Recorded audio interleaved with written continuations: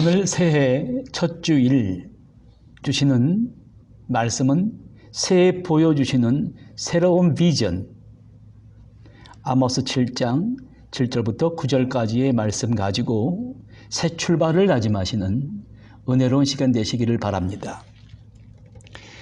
새로운 한 해가 활짝 우리에게 밝았습니다. 이 소중한 시간에 아모스를 통해 하나님이 오늘 우리에게 원하시는 새로운 비전이 하나님의 다림줄이라는 독특한 상징을 통해 나타납니다. 그것이 무엇입니까? 첫째로 경고의 말씀입니다. 측정되어야 될 사람들의 마음의 기울기를 보여주고 있습니다. 기원전 8세기의 남유다 왕국은 전례 없는 태평성대를 누리고 있습니다. 아모스가 다른 예언자와 다른 점은 가난한 농부이자 목동이었습니다. 하나님은 아모스에게 묻습니다.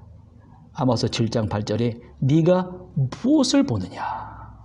모든 것이 다 무너져 내려버린 상황 속에서 하나님은 아모스에게 무엇을 보고 무엇을 느끼는가 묻고 있습니다. 이스라엘 백성들의 마음이 다 무엇인가 붙들려 있고 무엇인가 다 기울어져 있었습니다. 아모스는 성벽 곁에 서 있는 여호와의 손길에 무엇인가 들려 있는 것을 보았는데 그것은 바로 다림줄이었습니다. 하나님께서 말씀하셨습니다. 내가 이스라엘 백성 한가운데 다림줄을 들여 놓았다. 나는 더 이상 그들을 봐주지 않을 것이다. 이제 끝이다. 이것이 정확한 번역입니다. 하나님께서는 지금 다림줄을 가지고 이스라엘을 측량하고 있습니다.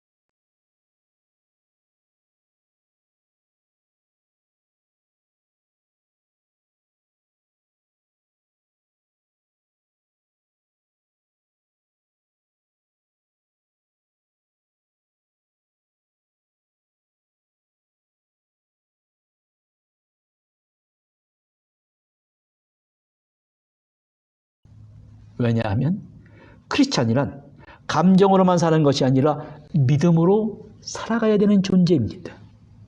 사람의 감정이란 아침 저녁으로 변하는 것이며 신뢰할 거나 의존할 수가 없다는 것입니다. 오늘날의 사람들의 감정의 문제도 매우 첨예합니다. 어떤 사람들은 감정이 폭발합니다. 불안정성에 빠집니다. 어떤 사람들은 감정을 억압해 버립니다. 있는 것, 사람들이 있는 것, 없는 것을 구분 못하고 감정을 터뜨리고 사는 사람이 있습니다. 자라면서 그들은 마음의 벽이 억압된 분노와 상한 감정, 수치감, 이러한 벽들을 점점 쌓아놓고 살고 있습니다. 성경은 바로 그 사람들의 기울어진 그 마음의 벽을 정확하게 터치하고 있습니다.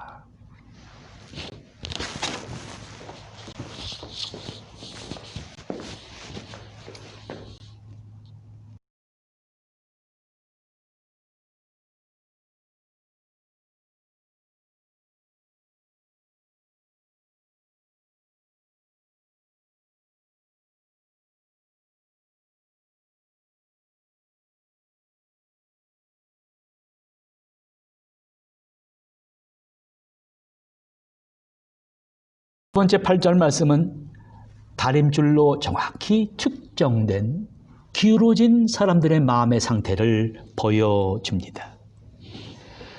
건물의 중심을 잡고 벽돌을 쌓아 올려야 되는데 중심을 잡지 못하고 쌓아 올린 벽돌은 결국은 무너져 내립니다.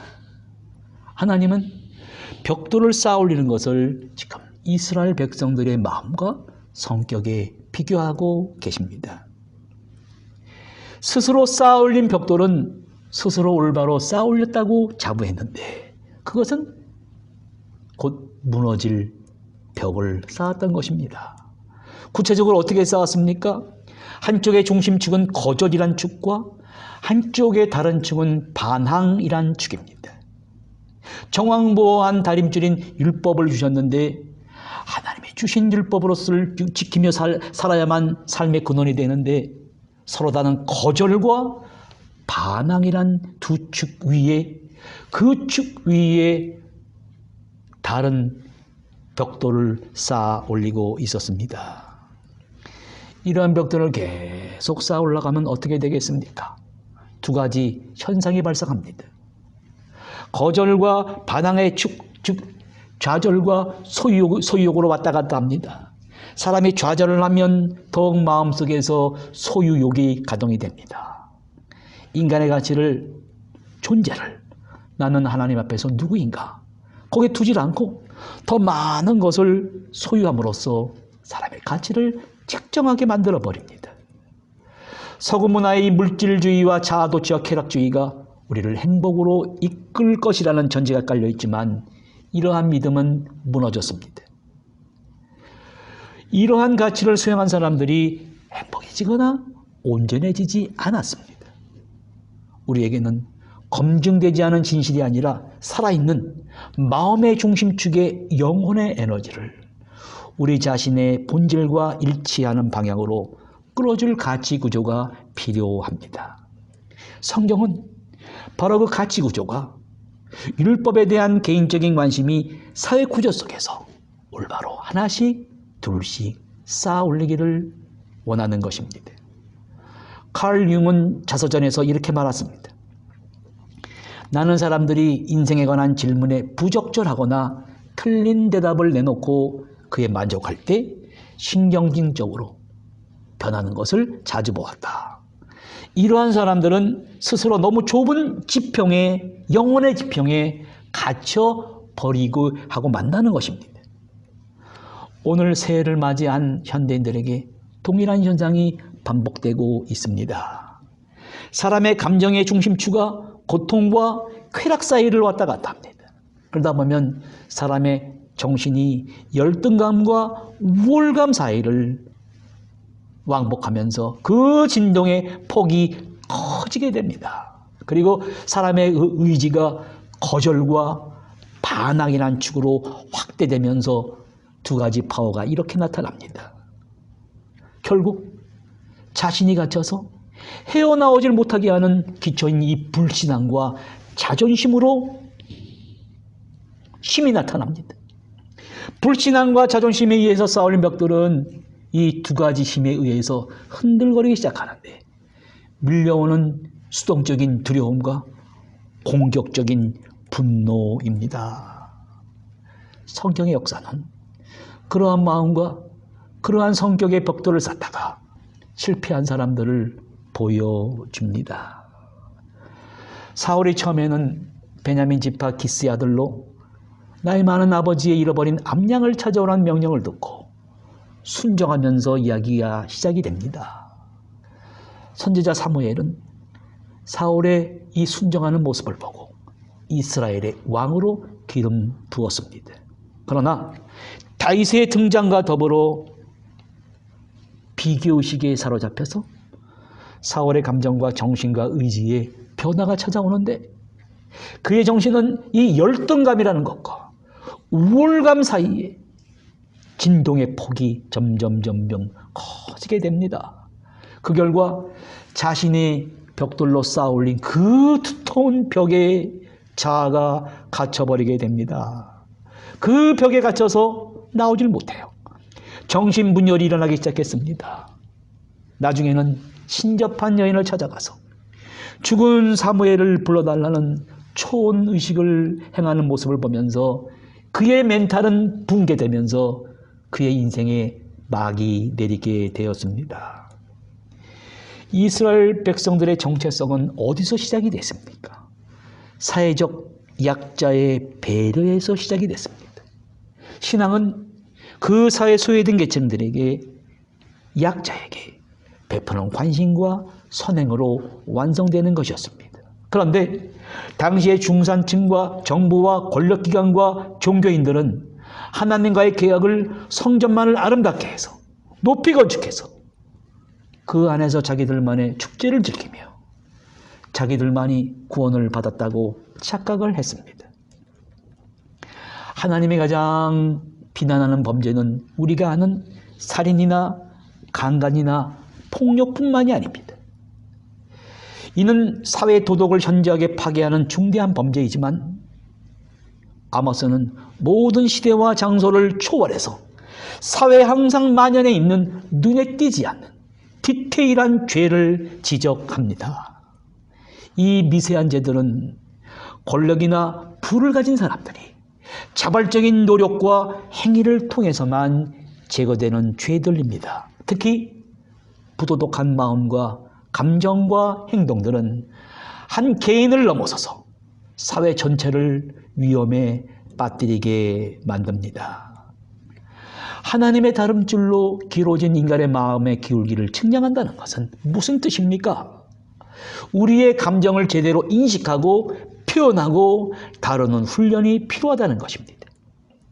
특히 하나님 앞에서 상한 감정을 제대로 다루지 않으면 마음의 핵심 감정이 심각해집니다. 사람에게 누구나 일반 감정과 핵심 감정이라는 것이 있습니다. 이 핵심 감정이라는 것은 자신의 행동과 사고와 감정을 지배하는 이 중심 감정으로서 자신의 일거수일투족에 다 배어 있는데 이 감정은 조상이 자녀에게, 자녀가 그 후손에게 대물림되는 집단 무의식과 같은 것입니다. 이 집단 무의식 속에서 대물림이라는 심각한 질병에서 하나님의 자녀들이 벗어나기를 원하십니다. 어떻게 벗어날 수가 있겠습니까? 여기 세 번째로 회복을 위한 마스터키 다림줄이 있습니다. 다림질을 통해서만 벗어날 수가 있습니다. 사람은 누구에게나 정신과 감정 그리고 의지의 진폭이 있습니다. 정욕과 교만과 두려움과 분노를 드러내는 그 벽의 내부를 폭넓게 관찰해야 합니다.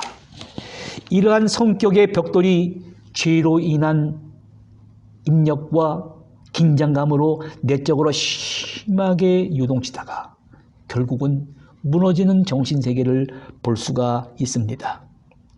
사람의 경험과 양력은 덫과 같아서 우리를 속여서 결국 겉으로는 사실처럼 보이는 과거와 상처로 정의된 운명에 묶이도록 유혹합니다.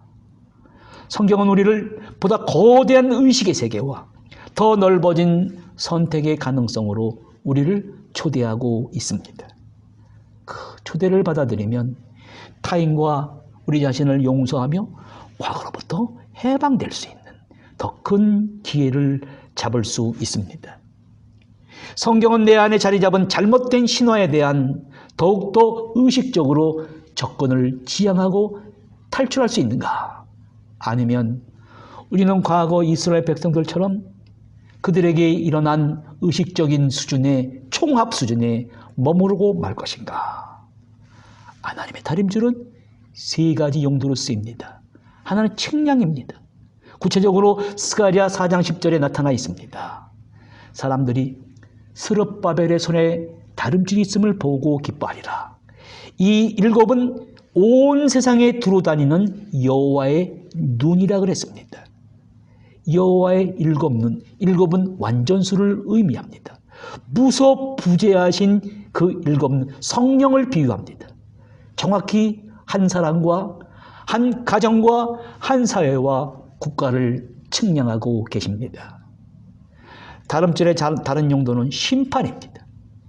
열왕기하 21장 13절에 내가 사마리아를 잰 줄과 아합의 집을 다림줄을 그 줄을 예루살렘에 베풀고 사람이 그릇을 씻어 엎은같이 예루살렘을 씻어 버릴지라. 여기서 그릇을 씻어 엎는다는 것은 백성들을 심판하시는 것입니다. 구약과 신약에 하나님이 심판하시는 도구가 있습니다. 전쟁과 지진과 전염병입니다. 오늘 우리 사회를 말씀과 연관해서 깊이 생각해 보아야 합니다. 한국 사회와 지구촌 전체를 하나님께서 한 사람 한 사람 다림줄로 측량하고 심판하고 계십니다. 그러나 여기에 희망이 있습니다. 하나님의 다림줄이 쓰인 다른 하나는 회복입니다. 하나님께서는 사람의 감정이 약한 것을 아십니다. 항상 사람의 감정은 생각의 지배를 받는다는 것도 아십니다. 이 세상은 사람의 감정의 지배를 받고 살라고 과소비를 부추깁니다. 부채질합니다. 그러나 다림줄은 여기에 제동을 겁니다. 우리가 쌓아올리는 벽돌은 온전하지를 못합니다. 우리 스스로 건강한 마음의 벽돌을 쌓아 올릴 수 없음을 압니다.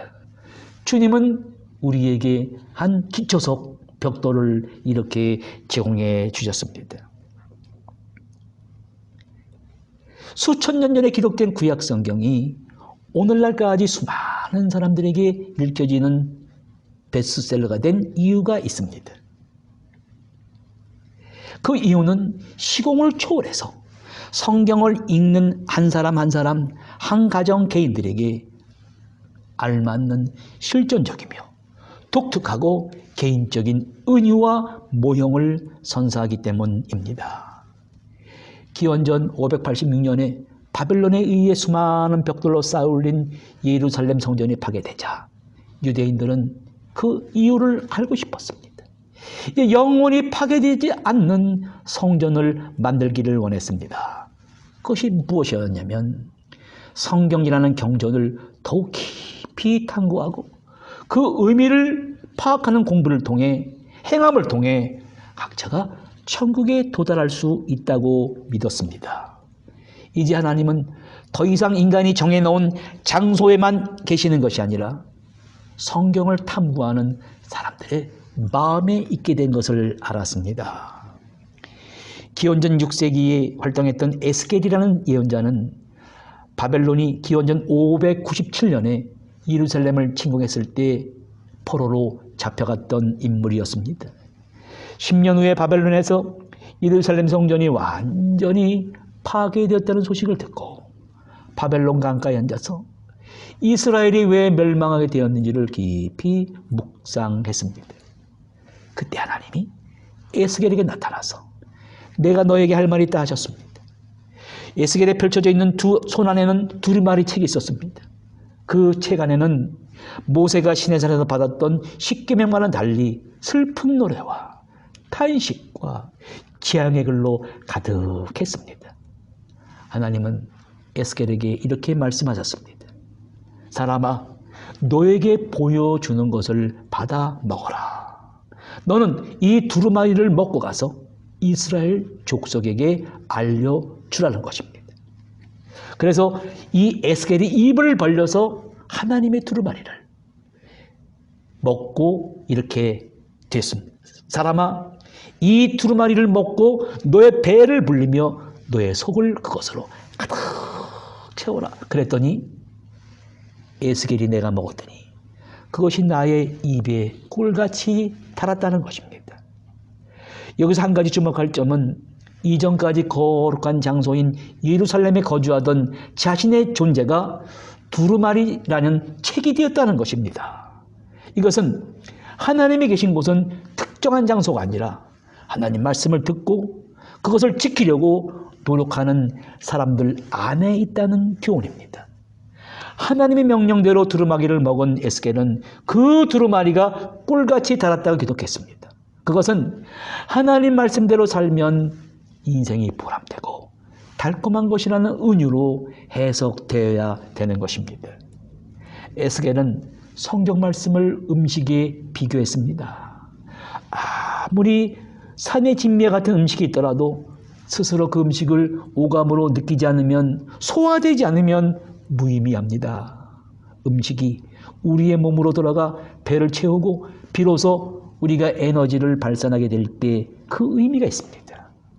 그 신기한 과정과 이유는 알 수 없지만 음식은 사람의 하루하루를 연명시키는 힘과 원동력이 됩니다. 여기 그 위대한 원동력과 같은 회복을 위한 열쇠인 다림줄이 있습니다. 세상의 가치를 우선시하는 사람들은 성공의 척도만 측량하는 자기만의 기준으로 사람의 인기나 외모나 학력과 스펙을 잽니다. 그러나 그것이 우리를 평가하는 기준이 되지 않는 것입니다. 얼마나 하나님의 말씀에 순종하고 있느냐가 기준이 되는 것입니다. 그 기준이 바로 다림줄입니다. 여기서 깊이 생각해야 될 것은 다림줄 역할을 하는 것은 문자 그들의 율법이 아니라 율법을 지으신 하나님의 마음이라는 것입니다. 하나님께서 율법을 선포하신 그 본래의 마음을 잃지 못하고 율법의 형식만을 지키는 자들을 예수님께서는 뭐라고 하셨습니까? 회칠한 무덤이라고 통렬하게 비판하셨습니다. 우리도 성경 말씀을 따른다고 할 때 문자 하나하나의 얽매기보다는 그 전면에 흐르고 있는 하나님의 마음, 예수 그리스도께서 보여주신 그 길을 생각하고 따라야 하는 것입니다. 갑자기 두려운 마음이 듭니다. 하나님께서 말씀의 다림줄을 우리 자신과 우리 가정과 우리 교회와 우리나라에 들여보신다면 우리들의 기울기는 어느 정도로 측량되고 있겠습니까? 전례 없는 코로나 바이러스가 나타나 지구촌을 막 흔들고 있습니다. 변종 바이러스도 나타나 또 위협합니다. 현재 2021년 새해를 맞이하고 있는 사람들의 마음의 상태의 기울기는 너무나 위험 수준에 도달했다는 것을 볼 수 있어야 합니다. 오늘 주신 말씀을 통해 우리가 가진 그릇된 성격의 벽돌들이 무너지고 새로운 마음의 기초석을 세울 수 있기를 바랍니다. 새롭게 마음의 기초석이 하나님의 다림줄로 세워져야 됩니다. 하나님의 다림줄로 세워지면 하나님의 백성으로서의 길이 새롭게 열리게 됩니다.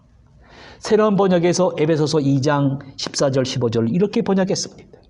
그분은 우리가 서로 거리 두기를 위해 사용하던 벽을 허무셨습니다.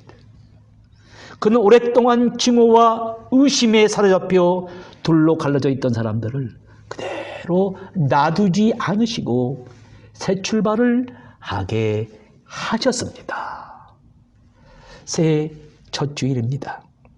하나님께서는 한 번 더 우리의 마음을 새롭게 할 기회를 주셨습니다.